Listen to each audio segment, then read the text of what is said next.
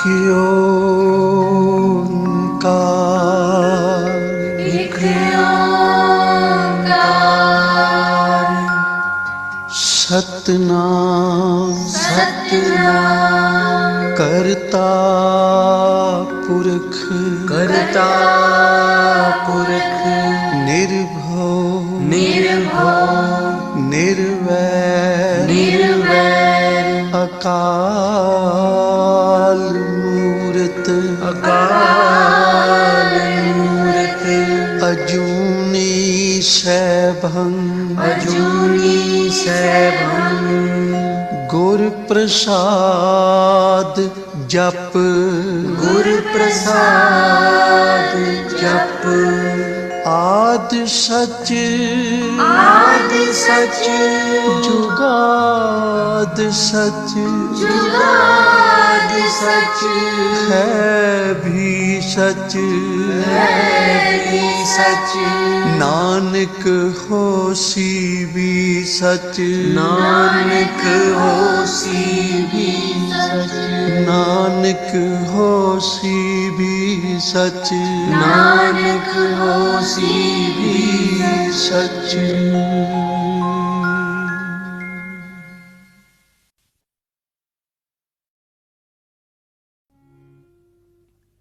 ऐसे गुर को बल बल जाइए, ऐसे गुर को बल बल जाइए, आप मुकुत मोहे तारे,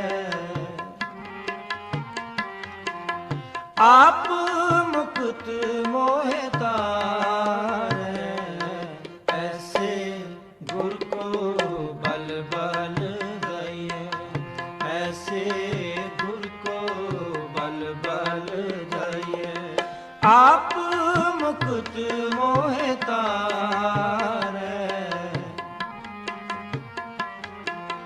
आप मुकुत मोहे तारे, ऐसे गुर को बल बल जाइए, ऐसे गुर को बल बल जाइए।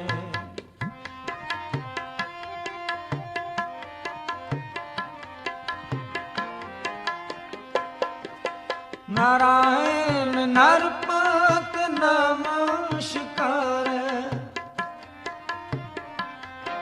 नारायण नरपत नमस्कार, आप मुकुत मोहे तारे, आप मुकुत मोहे तारे, ऐसे गुर को बल बल जाइए, ऐसे गुर को बल बल जाइए।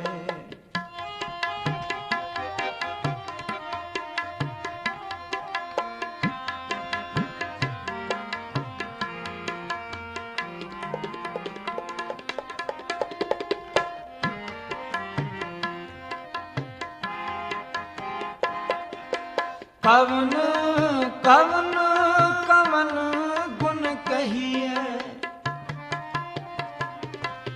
कवन कवन कवन गुण कहिए, अंत नहीं किछ बारे,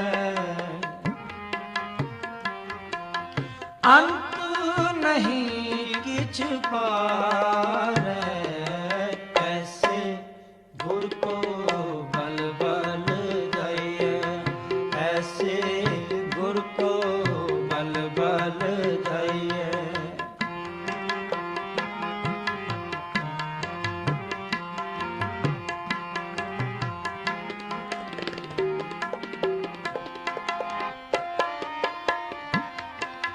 लाख लाख लाख कई कोरे, लाख लाख लाख कई कोरे, को है सो विचारे, को है सो विचारे, ऐसे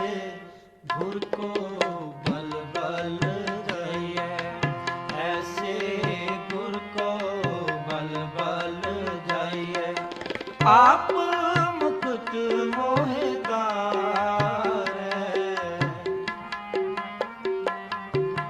आप मुकुट मोहे तारै, ऐसे गुर को बल बल जाइए, ऐसे गुर को बल बल जाइए।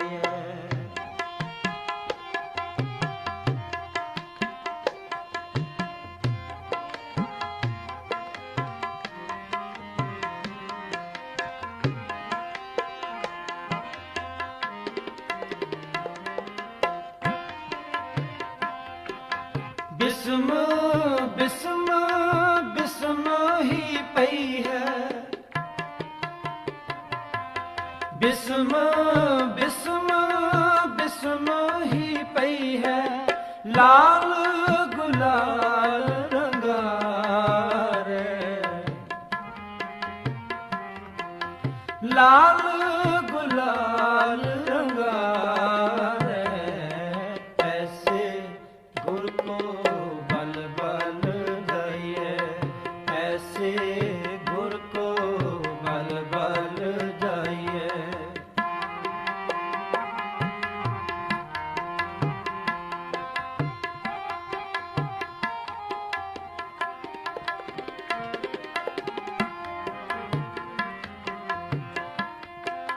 कहो नानक संतन रस आई है, कहो नानक संतन रस आई है, जो चाक गुंगा मुस्कारे, जो चाक गुंगा मुस्कारे, ऐसे गुर को बल बल जाइए, ऐसे गुर को बल बल जाइए। आप मुकुट मोहे तारै, आप मुकुट मोहे तारै, ऐसे गुर को बल बल जाइए, ऐसे गुर को बल बल जाइए।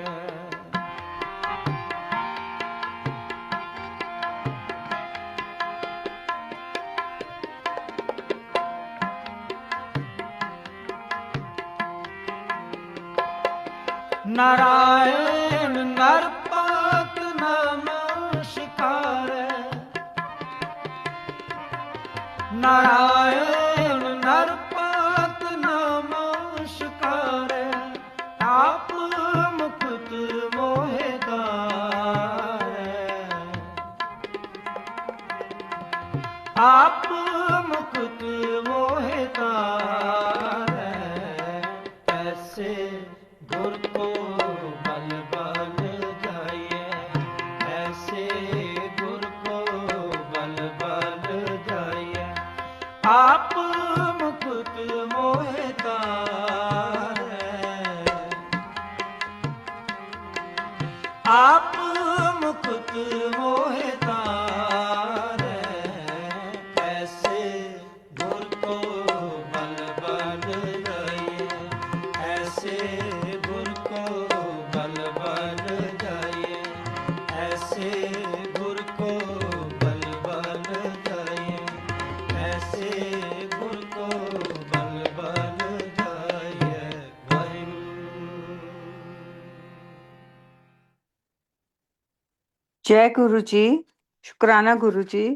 गुरु जी के चरणों में कोटि कोटि प्रणाम। अनंतम शुक्राना गुरु जी महाराज, ये सत्संग की घड़ियां बख्शने के लिए। ओम नमो शिवाय। शिव जी सदा सहाय। ओम नमो शिवाय। गुरु जी सदा सहाय। संगत जी, आपका बहुत बहुत स्वागत है गुरु महाराज के दरबार में। पिछले थर्सडे को अश्विनी अंकल ने उमा संहिता का अध्याय चैप्टर 11-12, 13 to 16 एंड 17 to 25 पढ़े थे। यमलोक के मार्ग में सुविधा प्रदान करने वाले विविध दानों का वर्णन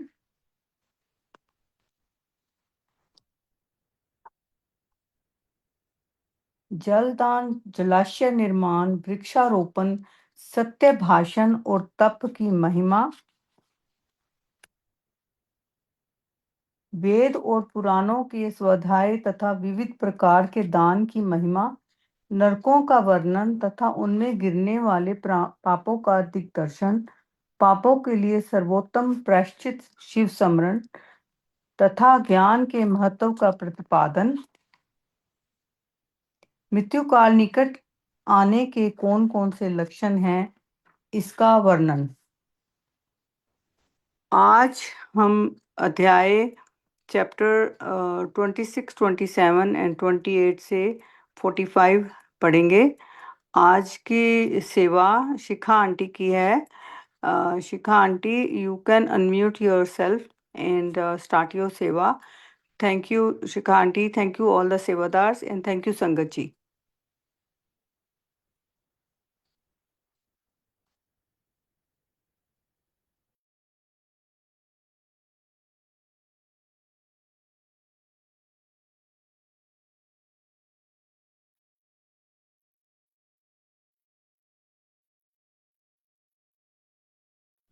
अंकल, मेरी आवाज आई थी?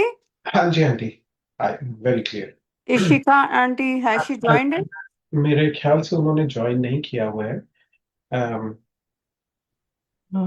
Auntie, let me check. Let me just send her the message. Okay, नहीं तो मैं पढ़ सकती हूँ।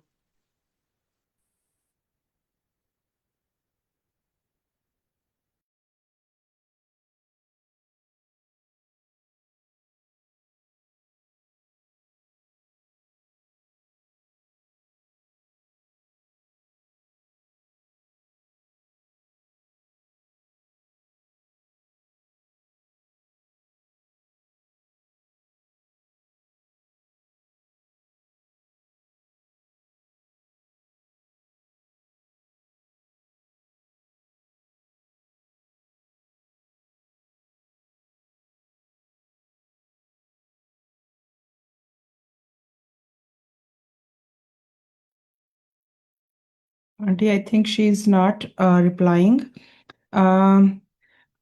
If you want, or either जय गुरु जी आंटी। अगर लव अंकल पढ़ना चाहते हैं, बिकॉज थर्सडे की सेवा आई थिंक लव अंकल आपकी है। I can do it. We can always switch it and then we can give Shikha auntie the next Thursday. ठीक है। I had sent her a message, but I don't know what is happening. But जय गुरु जी aunty. हाँ। I just spoke to Shikha aunty. I think she is somewhere outside और आज की सेवा आप किसी और को दे सकते हैं। Okay. तो I think she won't be able to do it today. Okay. That's- Love uncle, if you want to do it, it's up to you. It's okay. I will do it. Yeah. Okay, okay, uncle. Okay. Jai Guru ji, Jai Guru ji. जय गुरु जी। शुक्राना गुरु जी। पल पल आप ही का शुक्राना है, जो भी सेवा आप बख्शते हैं। और संगत जी कोई भूल चुक हो तो माफ करिएगा। I'll start पहले गणेश वंदना और गुरु वंदना से। सो वक्रतुंड महाकाय सूर्यकोटि समप्रभ निर्विघ्न कुरु मे देव सर्वकार्येषु सर्वदा। ओम नमः शिवाय, शिवजी सदा सहाय। ओम नमः शिवाय, गुरुजी सदा सहाय। चैप्टर 26 से स्टार्ट करते हैं। काल को जीतने का उपाय, नवधा शब्द भ्रम एवं तुमकार के अनुसंधान और उससे प्राप्त होने वाली सिद्धियों का वर्णन। देवी पार्वती ने कहा, प्रभु, काल से आकाश का भी नाश होता है। यह भयंकर काल बड़ा विकराल है। वह स्वर्ग का भी एकमात्र स्वामी है। आपने उसे दग्ध कर दिया था, परंतु अनेक प्रकार के स्तोत्रों द्वारा जब उसने आपकी स्तुति की तब आप फिर संतुष्ट हो गए और वह काल पुनः अपनी प्रकृति को प्राप्त हुआ, पूर्णतः स्वस्थ हो गया। आपने उससे बातचीत में कहा, काल, तुम सर्वत्र विचरोगे, किंतु लोग तुम्हें देख नहीं सकेंगे। आप प्रभु की कृपा दृष्टि होने और वर मिलने से वह काल जी उठा तथा उसका प्रभाव बहुत बढ़ गया। अतः महेश्वर, क्या यहाँ कोई ऐसा ऐसा कोई साधन है जिससे यह काल को नष्ट किया जा सके? यदि हो तो मुझे बताइए, क्योंकि आप योगियों में शिरोमणि और स्वतंत्र प्रभु हैं। आप परोपकार के लिए ही शरीर धारण करते हैं। शिव बोले, देवी, श्रेष्ठ देवता, दैत्य, यक्ष, राक्षस, नाग और मनुष्य किसी के द्वारा भी काल का नाश नहीं किया जा सकता, परंतु जो ध्यान परायण योगी है वह शरीरधारी होने पर भी सुखपूर्वक काल को नष्ट कर देते हैं। बराबर रहे, यह आत्र भौतिक शरीर सदा उन भूतों के गुणों से युक्त ही उत्पन्न होता है और उन्हीं में इसका लय होता है। मिट्टी की देह मिट्टी में ही मिल जाती है। आकाश से वायु उत्पन्न होती है, वायु से तेजस्व तत्व प्रकट होता है, तेज से जल का प्राकट्य बताया गया है और जल से पृथ्वी का आविर्भाव होता है। पृथ्वी आदि भूत क्रमशः अपने कारण में लीन होते हैं। पृथ्वी के 5, जल के 4, तेज के 3 और वायु के 2 गुण होते हैं। आकाश का एकमात्र शब्द ही गुण है। पृथ्वी आदि में जो गुण बताए गए हैं उनके नाम इस प्रकार हैं: शब्द, स्पर्श, रूप, रस और गंध। जब भूत अपने गुणों को त्याग देता है तब नष्ट हो जाता है, और जब गुण को ग्रहण करता है तब उसका प्रादुर्भाव हुआ बताया जाता है। देवेश्वरी, इस प्रकार तुम पांचों भूतों के यथार्थ स्वरूप को समझो। देवी, इस कारण काल को जीतने की इच्छा वाले योगी को चाहिए कि वह प्रतिदिन प्रयत्न पूर्वक अपने अपने काल में उसके अंशभूत गुणों का चिंतन करे। योग वेता पुरुष को चाहिए कि सुखद आसन पर बैठकर विशुद्ध श्वास प्राणायाम द्वारा योगाभ्यास करे। रात में जब सब लोग सो जाएं, उस समय दीपक बुझाकर अंधकार में योग धारण करें। तर्जनी उंगली से दोनों कानों को बंद करके 2 घड़ी तक दबाए रखें। उस अवस्था में अप्रेरित शब्द सुनाई देता है। इससे संध्या के बाद का खाया हुआ अन्न क्षण भर में पच जाता है। संध्या के बाद का खाया हुआ अन्न क्षण भर में पच जाता है और संपूर्ण रोगों तथा ज्वर आदि बहुत से उपद्रवों का शीघ्र नाश कर देता है। जो साधक प्रतिदिन इसी प्रकार 2 घड़ी तक शब्द ब्रह्म का साक्षात्कार करता है, वह मृत्यु तथा काम को जीतकर इस जगत में स्वच्छंद विचरता है और सर्वज्ञ एवं समदर्शी होकर संपूर्ण सिद्धियों को प्राप्त कर लेता है। जैसे आकाश में वर्षा से युक्त बादल गरजता है, उसी प्रकार उस शब्द को सुनकर योगी तत्काल संसार बंधन से मुक्त हो जाता है। तदंतर योगियों द्वारा प्रतिदिन चिंतन किया जाता हुआ यह शब्द क्रमशः सूक्ष्म से सूक्ष्मतर हो जाता है। देवी, इस प्रकार मैंने तुम्हें शब्द ब्रह्म के चिंतन का क्रम बताया है। जैसे धान अ, जैसे धान चाहने वाला पुरुष पुआल को छोड़ देता है, उसी तरह मोक्ष की इच्छा वाला योगी सारे बंधनों को त्याग देता है। यह शब्द ब्रह्म को पाकर भी जो दूसरी वस्तु की अभिलाषा करते हैं, वह मुख से आकाश की ओर मारते और भूख प्यास की कामना करते हैं।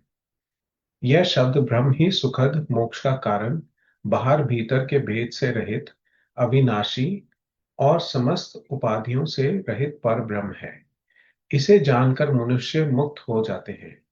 जो लोग कालपाश से मोहित हो शब्द ब्रह्म को नहीं जानते, वह पापी और कुबुद्धि मनुष्य मौत के फंदे में फंसे रहते हैं।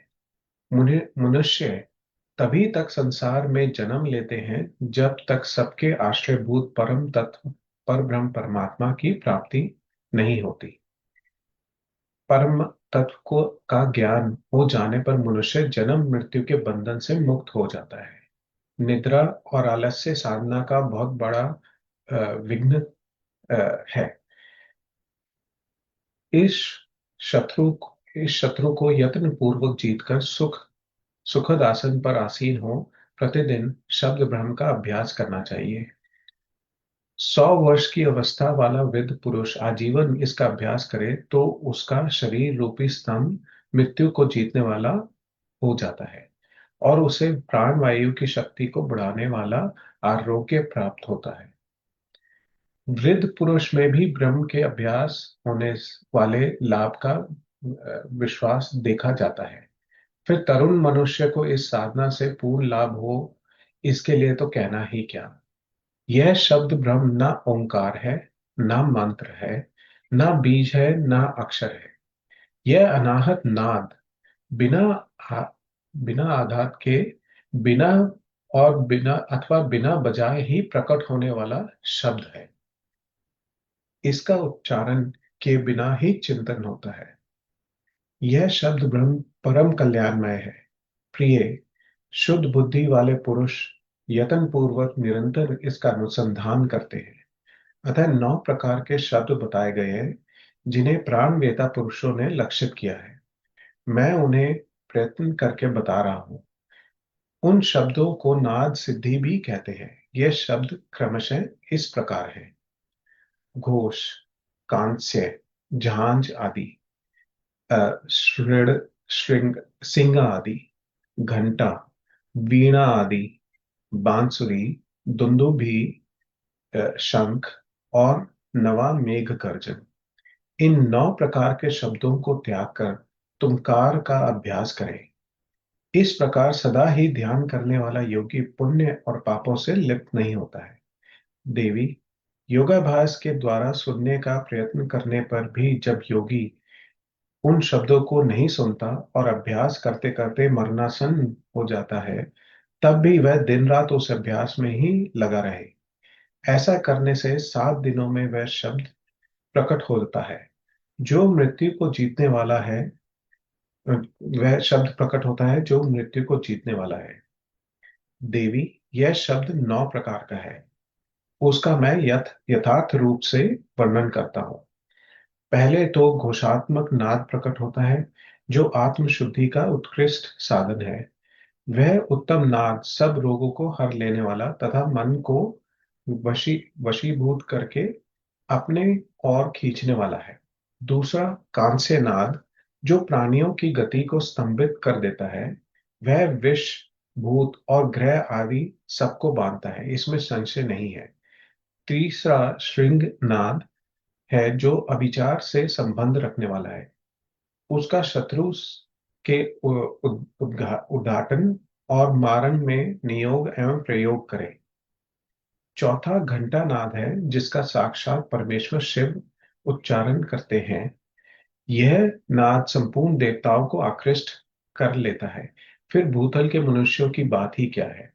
यक्षों और गंधर्वों की कन्याएं उस नाद से आकृष्ट हो योगी को उसकी इच्छा के अनुसार महासिद्धि प्रदान करती हैं तथा उसकी अन्य कामनाएं भी पूर्ण होती हैं। पांचवा नाद वीणा है जिसे योगी पुरुष ही सदा सुनते हैं। देवी, उस वीणा नाद से दूरदर्शन की शक्ति प्राप्त होती है। वंशी नाद का ध्यान करने वाले योगी को संपूर्ण तत्व प्राप्त हो जाता है। दुंदुभी का चिंतन करने वाला साधक जरा और मृत्यु के कष्ट से छूट जाता है। देवेश्वरी, शंख नाद का अनुसंधान होने पर इच्छा अनुसार रूप धारण करने की शक्ति प्राप्त हो जाती है। मेघनाथ के चिंतन से योगी को कभी विपत्ति का सामना नहीं करना पड़ता। वरानने, जो प्रतिदिन एकाचित्र से ब्रह्म रूपी तुमकार का ध्यान करता है, उसके लिए कुछ भी असाध्य नहीं होता। उसे मनोवांछित सिद्धि प्राप्त हो जाती है।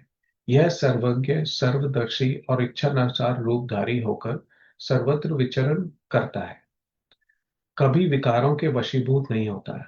वह साक्षात शिव ही है, इसमें संशय नहीं है परमेश्वरी। इस प्रकार मैंने तुम्हारे समक्ष शब्द ब्रह्म के नवदा स्वरूप का पूर्णतया वर्णन किया है। अब और क्या सुनना चाहती हो। अध्याय 26 समाप्त।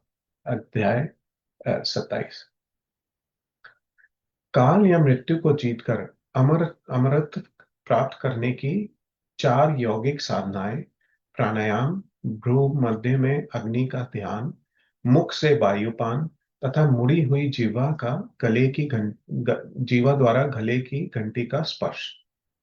पार्वती बोली, प्रभु, यदि आप प्रसन्न हैं तो योगाकाश जनित वायु पद को किस प्रकार प्राप्त करते हैं, यह सब मुझे बताइए।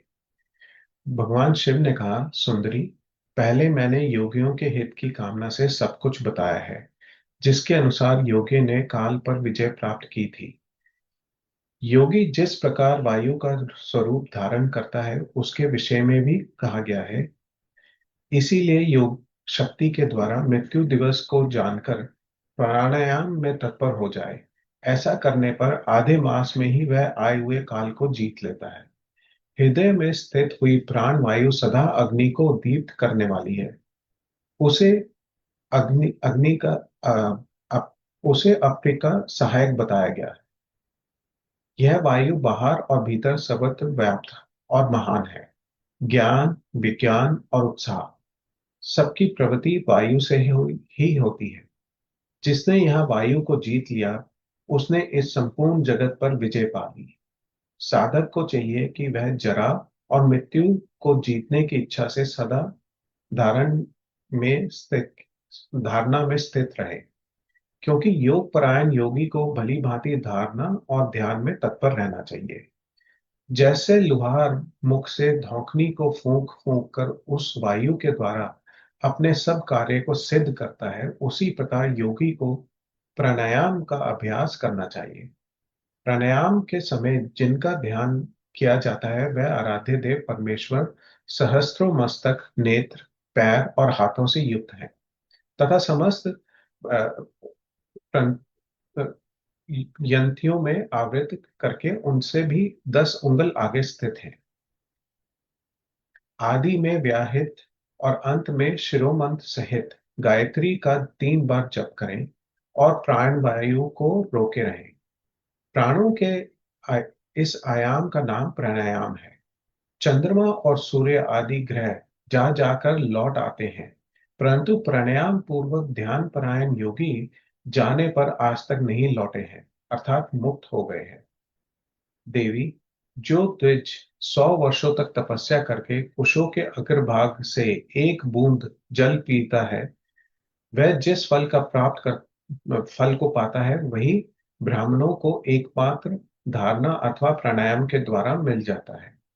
जो द्विज सवेरे उठकर एक प्राणायाम करता है वह अपने संपूर्ण पाप को शीघ्र ही नष्ट कर देता और ब्रह्म लोक को जाता है। जो आलस्य रहित हो सदा एकांत में प्राणायाम करता है, वह जरा और मृत्यु को जीतकर वायु के समान गतिशील हो आकाश में विचरता है। वह सिद्धों के स्वरूप कांति, मेघा, पराक्रम और शौर्य को प्राप्त कर लेता है। उसकी गति वायु के समान हो जाती है तथा उससे स्पृहणीय सौख्य एवं परम सुख की प्राप्ति होती है। देवेश्वरी, योगी जिस प्रकार वायु से सिद्धि प्राप्त करता है वह सब विधान मैंने बता दिया। अब तेज से जिस तरह यह सिद्धि लाभ करता है उसे भी बता रहा हूं। जहां अ, दूसरे लोगों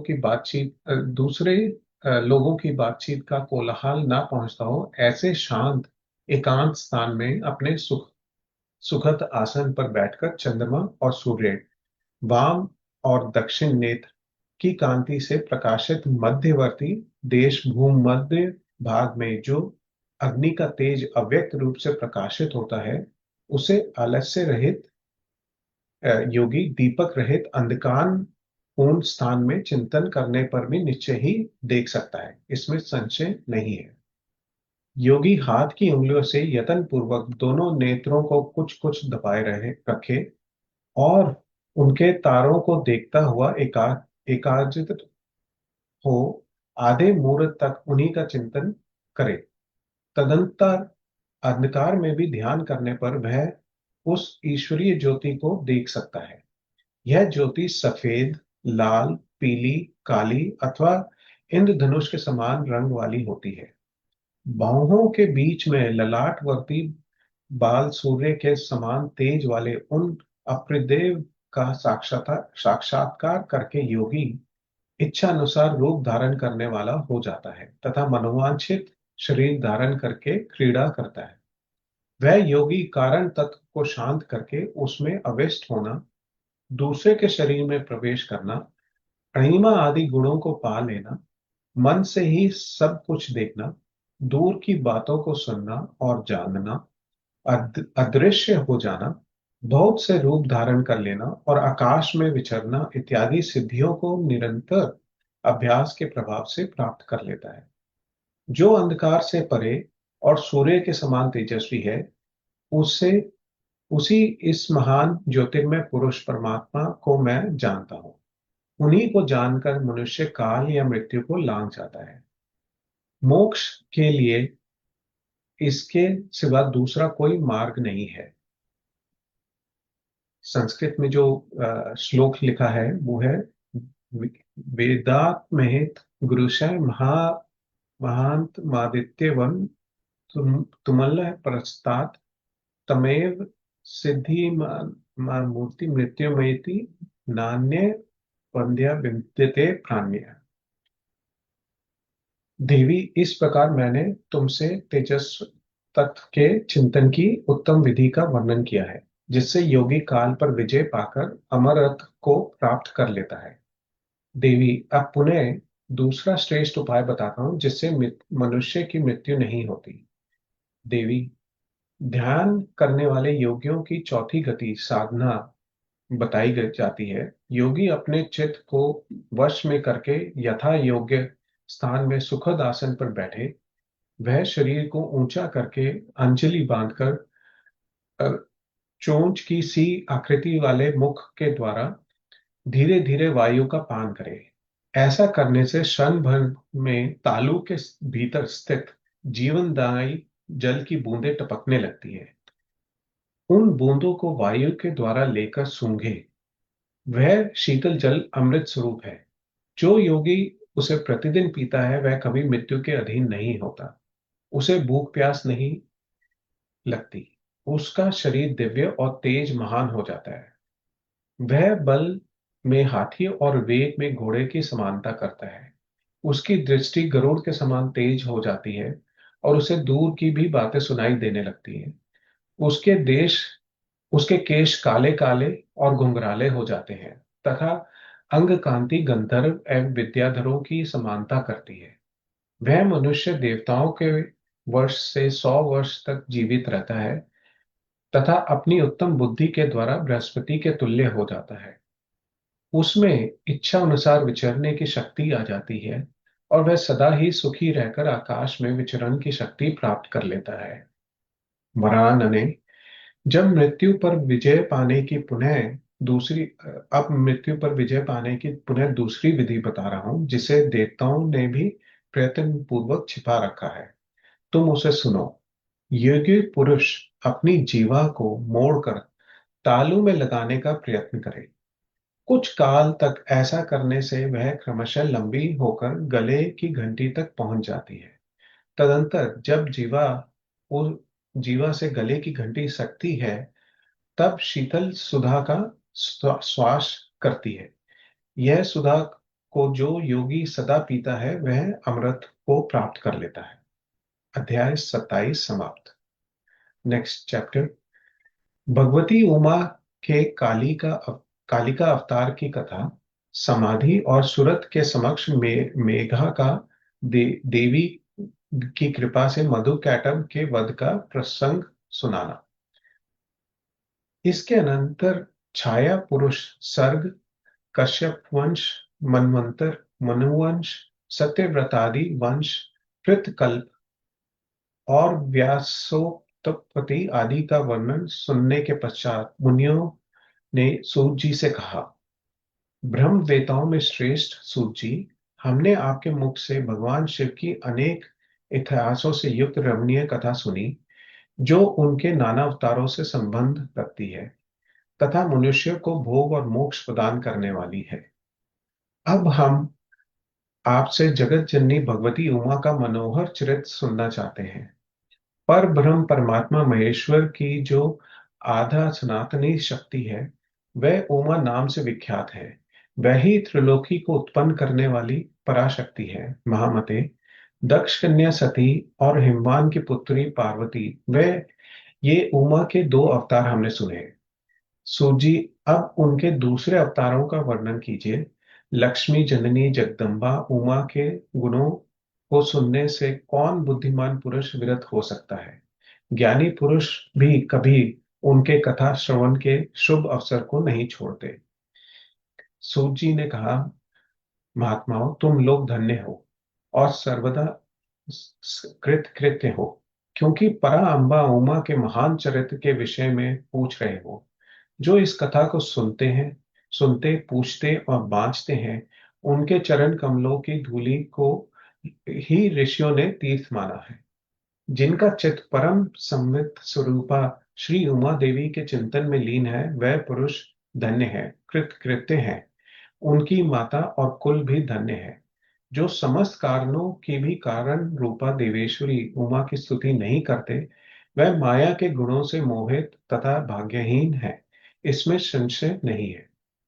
जो करुणासर रस की सिंधु स्वरूपा महादेवी का भजन नहीं करते, वह संसार रूपी घोर अंधकूप में पड़ते हैं। जो देवी उमा को छोड़कर दूसरे देवी देवताओं की शरण लेता है, वह मानो गंगा जी को छोड़कर प्यास बुझाने के लिए मरुस्थल के जलाशय के पास जाता है। जिनके स्मरण मात्र से धर्म आदि चारों पुरुषार्थों का अनायास ही प्राप्ति होती है, उन देवी उमा की आराधना कौन श्रेष्ठ पुरुष छोड़ सकता है? पूर्व काल में महामना सुरत ने महर्षि मेघा से यही बात पूछी थी। उस समय मेघा ने जो उत्तर दिया वही बता रहा हूं, तुम लोग सुनो। पहले स्वरोचित मनवंतर में विरत नाम से प्रसिद्ध एक राजा हो गए हैं। उनके पुत्र सुरथ हुए, जो महान बल और पराक्रम से संपन्न थे। वह दान निपुण, सत्यवादी, स्वधर्म कुशल, विद्वान, देवी भक्त, दया सागर तथा प्रजाजनों की का भली भांति पालन करने वाले थे। इंद्र के समान तेजस्वी राजा सूरत के पृथ्वी पर शासन करते समय 9 ऐसे राजा हुए, जो उनके हाथ से भूमंडल का राज्य छीन लेने के प्रयत्न में लगे रहे। उन्होंने भूपाल सूरत की राजधानी कोलापुरी को चारों ओर से घेर लिया। उनके साथ राजा का बड़ा भयानक युद्ध हुआ। उनके शत्रुगण बड़े प्रबल थे, अतः युद्ध में भूपाल सूरत की पराजय हुई। शत्रुओं ने सारा राज्य अपने अधिकार में करके सूरत को कोलापुरी से निकाल दिया। राजा अपनी दूसरी पुरी में आए और वहां मंत्रियों के साथ रहकर राज्य करने लगे, परंतु प्रबल विपक्षियों ने वहां भी आक्रमण करके उन्हें पराजित कर दिया। दैव योग से राजा के मंत्री आदि गण भी उनके शत्रु बन बैठे और खजाने में जो धन संचित था, वह सब उन विरोधी मंत्री आदि ने अपने हाथ में कर लिया। तब राजा सूरत शिकार के बहाने अकेले ही घोड़े पर सवार हो नगर के बाहर निकले और गहन वन में चले गए। वहां इधर उधर घूमते हुए राजा ने एक श्रेष्ठ मुनि का आश्रम देखा, जो चारों ओर फूलों के बगीचे के लगे होने से बड़ी शोभा पा रहा था। वहां वेद मंत्रों की ध्वनि गूंज रही थी। सब जीव जंतु शांत भाव से रहते थे। मुनि के शिष्यों, प्रशिष्यों तथा उनके भी शिष्यों ने उस आश्रम को सब ओर से घेर रखा था। महामते, विप्रवर, मेघा के प्रभाव से उस आश्रम में महाबली व्याघ्र आदि अल्प शक्ति वाले गौ आदि पशुओं को पीड़ा नहीं देते थे। वहां जाने पर मुनीश्वर मेघा ने मीठे वचन, भोजन और आसन द्वारा उन परम दयालु विद्वान नरेश का आदर सत्कार किया।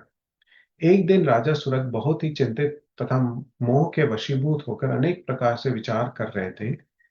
इतने में ही वहां एक वैश्य आ पहुंचा। राजा ने उससे पूछा, भैया तुम कौन हो और किस लिए यहाँ आए हो? क्या कारण है कि दुखी दिखाई दे रहे हो? यह मुझे बताओ। राजा के मुख से यह मधुर वचन सुनकर वैश्य प्रवर समाधि ने दोनों नेत्रों से आंसू बहाते हुए प्रेम और नम्रता पूर्वक वाणी में इस प्रकार उत्तर दिया। वैश्य बोला, राजन, मैं वैश्य हूं, मेरा नाम समाधि है। मैं धनी कुल में उत्पन्न हुआ हूं, परंतु मेरे पुत्रों और स्त्री आदि ने धन के लोभ से मुझे घर से निकाल दिया है। अतः अपने प्रारब्ध कर्म से दुखी हो मैं वन में चला आया हूँ। करुणा सागर प्रभु, यहाँ आकर मैं पुत्रों, पौत्रों, पत्नी, भाई भतीजे तथा अन्य सुहृदों का कुशल समाचार नहीं जान पाता। राजा बोले, जिन दुराचारी और धन के लोभी पुत्र आदि ने तुम्हें निकाल दिया है, उन्हीं के प्रति मूर्ख जीव की भांति तुम प्रेम क्यों करते हो? वैश्य ने कहा, राजन, आपने उत्तम बात कही है। आपकी वाणी सार गर्भित है, तथापि स्नेह पाश से बंधा हुआ मेरा मन अत्यंत मोह को प्राप्त हो रहा है। इस तरह मोह से व्याकुल हुए वैश्य और राजा दोनों मुनिवर मेघा के पास गए, और अ, वैश्य सहित राजा ने हाथ जोड़कर मुनि को प्रणाम किया और इस प्रकार कहा, भगवान, आप हम दोनों के मोह पाश को काट दीजिए। मुझे राज्य लक्ष्मी ने छोड़ दिया और मैंने गहन वन की शरण ली, तथापि राज्य छिन जाने के कारण मुझे संतोष नहीं है। और यह वैश्य है जिसे स्त्री आदि स्वजनों ने घर से निकाल दिया है, तथापि उनकी ओर से इसकी ममता दूर नहीं हो रही है। इसका क्या कारण है, बताइए। समझदार होने पर भी हम दोनों का मन मोह से व्याकुल हो गया है, यह तो बड़ी भारी मूर्खता है। ऋषि बोले, राजन, सनातन शक्ति स्वरूपा जगदम्बा महामाया कही गई है। वह ही सबके मन को खींचकर मोह में डाल देती है। प्रभु, उनकी माया से मोहित होने के कारण ब्रह्मा आदि समस्त देवता भी परम तत्व को नहीं जान पाते, फिर मनुष्यों की तो बात ही क्या है। वह परमेश्वरी ही रज, सत्व और तम, इन तीनों गुणों का आश्रय ले समय अनुसार संपूर्ण विश्व की सृष्टि, पालन और संहार करती है। नृप श्रेष्ठ, जिसके ऊपर वह इच्छा अनुसार रूप धारण करने वाली वरदायिनी जगदम्बा प्रसन्न होती है, वही मोह के घेरे को लांघ पाता है। राजा ने पूछा, मुने, जो सबको मोहित करती है वह देवी महामाया कौन है और किस प्रकार उनका प्रादुर्भाव हुआ है, यह कृपा करके मुझे बताइए। ऋषि बोले, जब सारा जगत एकावर्ण के जल में निम्न था तथा योगेश्वर भगवान केशव शेष की शैया बिछाकर योग निद्रा का आश्रय ले शयन कर रहे थे, उन्हीं दिनों भगवान विष्णु के कानों के मल से दो असुर उत्पन्न हुए, जो भूतल पर मधु और कैटब के नाम से विख्यात हैं। वह दोनों विशालकाय घोर असुर प्रलय काल के सूर्य की भांति तेजस्वी थे। उनके जबड़े बहुत बड़े थे। वह उनके मुख दाढ़ों के कारण ऐसे विकराल दिखाई देते थे, मानो वह संपूर्ण जगत को खा लेने के लिए उद्यत हो। उन दोनों ने भगवान विष्णु की नाभि से प्रकट हुए कमल के ऊपर विराजमान ब्रह्मा को देखकर पूछा, अरे तू कौन है? ऐसा कहते हुए वह उन्हें मार डालने के लिए उद्यत हो गए। ब्रह्मा जी ने देखा वे दोनों दैत्य आक्रमण करना चाहते हैं और भगवान जनार्दन समुद्र में के जल में सो रहे हैं। तब उन्होंने परमेश्वरी का स्तवन किया और उनसे प्रार्थना की, अंबिके, तुम इन दोनों दुर्जय असुरों को मोहित करो और अजन्मा भगवान नारायण को जगा दो। ऋषि कहते हैं, इस प्रकार मधु और कैटब के नाश के लिए ब्रह्मा जी के प्रार्थना करने पर संपूर्ण विद्याओं की अधिदेवी जगत जननी महाविद्या फाल्गुन शुक्ल द्वादशी को त्रैलोक्य मोहिनी शक्ति के रूप में प्रकट हो महाकाली के नाम से विख्यात हुई। तदंतक आकाशवाणी हुई, कमलासन, डरो मत, आज युद्ध में मधु कैटब को मारकर मैं तुम्हारे कंटक का नाश करूंगी। यूं कहकर वह महामाया श्री हरि के नेत्र और मुख आदि से निकलकर अव्यक्त जन्मा ब्रह्मा जी के दृष्टिपथ में आ खड़ी हो गई। फिर तो देवादिदेव ऋषिकेश जनार्दन जाग उठे। उन्होंने अपने सामने दोनों दैत्य मधु और कैटब को देखा। उन दैत्यों के साथ अतुल तेजस्वी विष्णु का 5000 वर्षों तक बाहु युद्ध हुआ। तब महामाया के प्रभाव से मोहित हुए उन श्रेष्ठ दानवों ने लक्ष्मीपति से कहा, तुम हमसे मनोवांछित वर ग्रहण करो।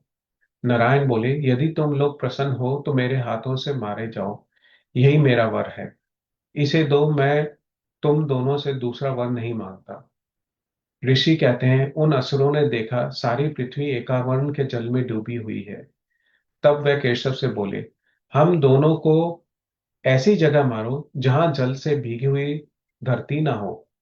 बहुत अच्छा। ऐसा कहकर भगवान विष्णु ने अपना परम तेजस्वी चक्र उठाया और अपनी जांघ पर उनके मस्तक रखकर काट डाला। राजन, वह कालिका की उत्पत्ति का प्रसंग कहा गया है। महामते, अब महालक्ष्मी के प्रादुर्भाव की कथा सुनो। देवी उमा निर्विकार और निराकार होकर भी देवताओं का दुख दूर करने के लिए युग युग में साकार रूप धारण करके प्रकट होती है। उनका शरीर ग्रहण उनकी इच्छा का वैभव कहा गया है। वह लीला से प्रकट होती हैं, और वह लीला से इसलिए प्रकट होती हैं कि भक्तजन उनके गुणों का गान कर सके। अध्याय 27 से 28 से 45 समाप्त। अ, जय गुरु जी। आई थिंक आज की सेवा यहीं तक थी। अ, जय गुरु जी, शुक्राना गुरु जी। संगत जी, पढ़ते समय कोई भूल चूक हुई हो तो प्लीज क्षमा करिएगा। गुरु जी, भूल चूक माफ। अ, अब हम मंत्र जाप और आरती करेंगे।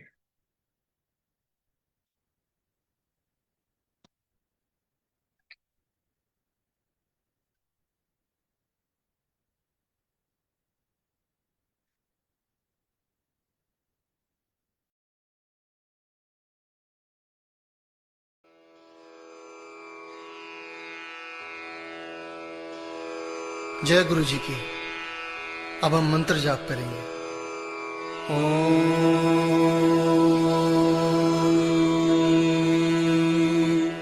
नमः शिवाय।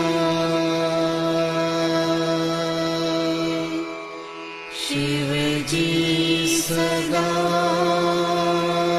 सहाय।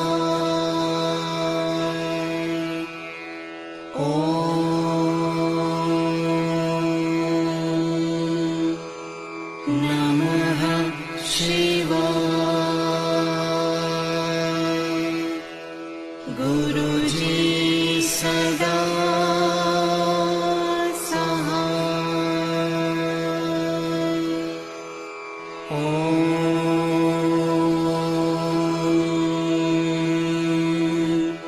नमः शिवाय। शिव जी सदा सहाय। ओम नमः शिवाय।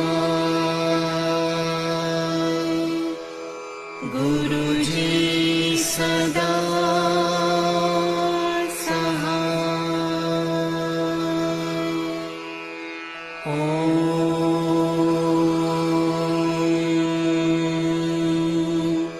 नमः शिवाय। शिव जी सदा सहाय। ओम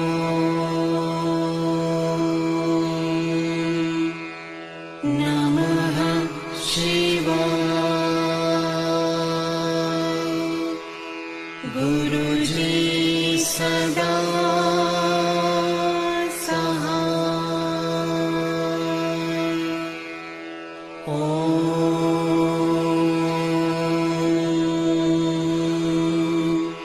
नमः शिवाय। शिव जी सदा सहाय। ओम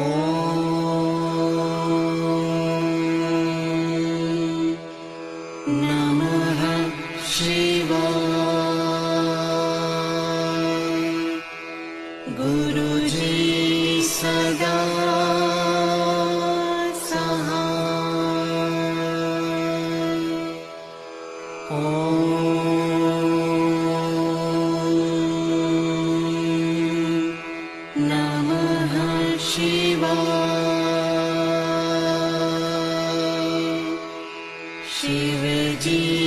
सदा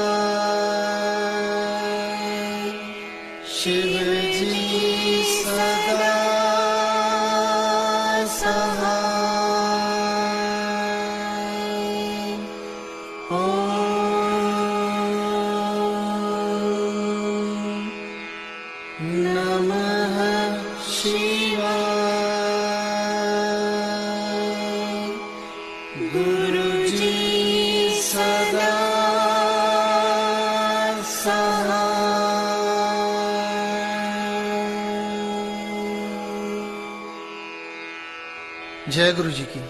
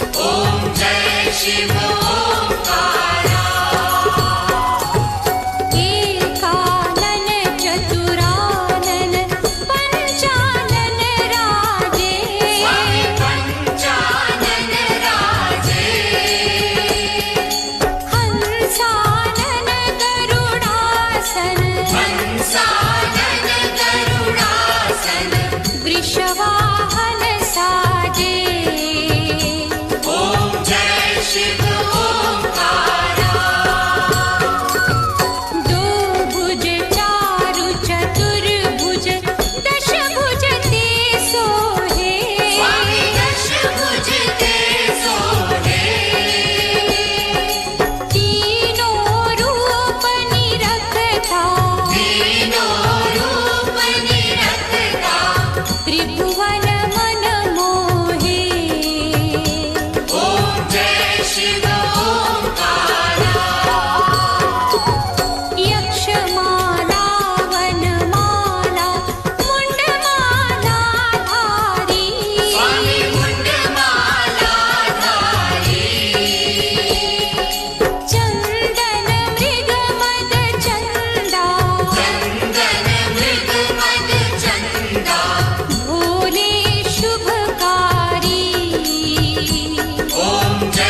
शिव ओंकारा श्वेतांबर पीतांबर बाघांबर अंगे स्वामी बाघांबर अंगे ब्रह्मादिक सनकादिक भूतादिक संगे ओम जय शिव ओंकारा कर मध्ये चक्रमंडल चक्र त्रिशूल धरता स्वामी चक्र त्रिशूल धरता जग करता जग हरता जग करता जग हरता जग पालन करता ओम जय शिव ओंकारा ब्रह्मा विष्णु सदा शिव जानत अविवेका स्वामी जानत अविवेका प्रणवाक्षर के मध्य ये तीनों एका ओम जय शिव ओंकारा त्रिगुण स्वामी जी की आरती जो कोई जन गावे स्वामी जो कोई जन गावे कहते शिवानंद स्वामी मन वांछित फल पावे ओम जय शिव ओंकारा ओम जय शिव ओंकारा प्रभु हरि शिव ओंकारा ब्रह्मा विष्णु सदा शिव ब्रह्मा विष्णु सदा शिव अर्धांगी धारा ओम जय शिव ओंकारा ओम जय शिव ओंकारा प्रभु हरि शिव ओंकारा ब्रह्मा विष्णु सदा शिव ब्रह्मा विष्णु सदा शिव अर्धांगी धारा ओम जय शिव ओंकारा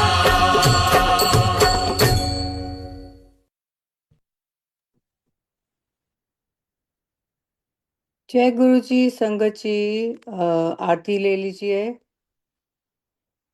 जय गुरु जी, शुक्राना गुरु जी, अनंतम अनंतम शुक्राना गुरु जी महाराज। ये शिव पुराण सुनने की, पढ़ने की, घड़ियां बख्शने के लिए हमेशा ही अपनी चरण शरण में हमें लगाए रखना महाराज। इसी तरह दया करना, सर्वत्र का भला हो, सबका कल्याण हो, सबको गुरु महाराज ब्लेस करें। Thank you love uncle for your seva. Thank you सब संगत जी आपका आने के लिए। जय गुरु जी, शुक्राना Guru ji. Sangat ji, you can unmute yourself and take aagya now. शुक्राना गुरु जी, जय गुरु जी, जय गुरु जी, शुक्राना गुरु जी। जय गुरु जी, शुक्राना जय गुरु गुरु जी, शुक्राना गुरु जी। जय गुरु जी, शुक्राना जय गुरु जी, शुक्राना गुरु जी। जय जय गुरु गुरु जी, जी, जय गुरु जी, शुक्राना गुरु शुक्राना गुरु जी, शुक्राना शुक्राना शुक्राना शुक्राना।